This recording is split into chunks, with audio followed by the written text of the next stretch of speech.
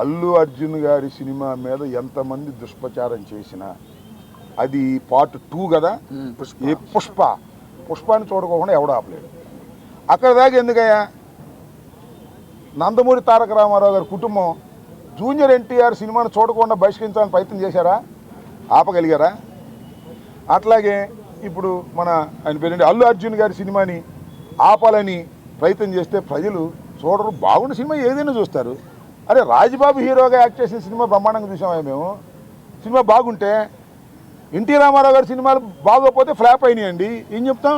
Cinema బాగుంటే ఎవరైనా చూస్తారు. అరచేతిని అడ్డుపెట్టి సూర్యకాంతిని ఆపలేరు.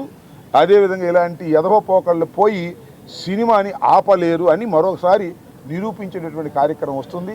అల్లు అర్జున్ అయినా, లేదా జూనియర్ ఎన్టీఆర్ అయినా, లేకపోతే మరొకరైనా సినిమా బాగుంటే ఎవరైనా చూస్తారు, బాగోపోతే ఎవరు చూడరు. నాకు తెలిసి అందరూ ఉవ్విళ్ళూరుతున్నారు. పుష్ప 2 చూద్దాం, దానిలో ఎంత బ్రహ్మాండంగా ఉంటుందని అందరూ ఎదురు చూస్తున్నారు. నేను కూడా ఎదురు చూస్తున్నా.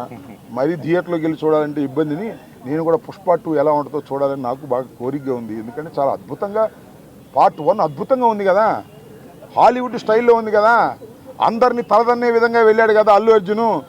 అందువల్ల బాగా జలసిగా ఉంది కొంతమందికి. మీ జలసి వల్ల మీ కడుపులు పుచ్చిపోతాయి, గుర్తుపెట్టుకోండి. పోయేవాడిని ఎవడో పట్టుకోలేడు, పైకి వెళ్ళేవాడిని. మీరు పట్టుకోవాలని ప్రయత్నం చేస్తే మీ కడుపులే గ్యాస్తో పుచ్చిపోతాయి, గుర్తుపెట్టుకోమని ఈ సందర్భంగా చెప్పలేదు. ఏంటి నేను సినిమా చూడమని నువ్వు చూడు, నాగరాజు టికెట్ ఇస్తాను నీకు, అందరు చూడలేను. కానీ నాకెందుకు సినిమా ప్రచారం? అడిగారు కాబట్టి చెప్పాను. నేను సినిమా జోలికి వెళ్తానా? అడిగారు కాబట్టి చెబుతాం. అప్పుడెప్పుడో బ్రో సినిమా గురించి వెళ్ళాము, దానిలో నాది కూడా పెట్టారు కాబట్టి. నేను అనేది ఏంటంటే, మీరు అడిగారు కాబట్టి కాస్త చెప్పాలి కాబట్టి, మీకు చెప్పకపోతే బాగోదు కాబట్టి కొన్ని ఏమో చెప్పము, కొన్ని ఏమో చెబుతాం. మనకు నచ్చింది చెబుతాం, మనసుకు నచ్చని నో కామెంట్ అని వెళ్ళిపోతాం. అని అడిగాడు. జూనియర్ ఎన్టీఆర్ని, అల్లు అర్జున్ని ఇద్దరిని బహిష్కరించాలని ఎవరైనా అనుకుంటే అది మీ భ్రమ తప్ప ఎవరిని బహిష్కరించలేరు ఈ దేశంలో, ఈ సినిమాల్లో. గుర్తుపెట్టుకోండి, Allu Arjun is an international యాక్టర్గా రూపుదిద్దాడు. అవునా కాదా? అవునా కాదా? Thank you. టీడీపీకి నీకు కడుపు మాడితే నువ్వే అంటిస్తావు. నీ కడుపు మాడేదాకా ఆగు. జర్నలిస్టే కదా.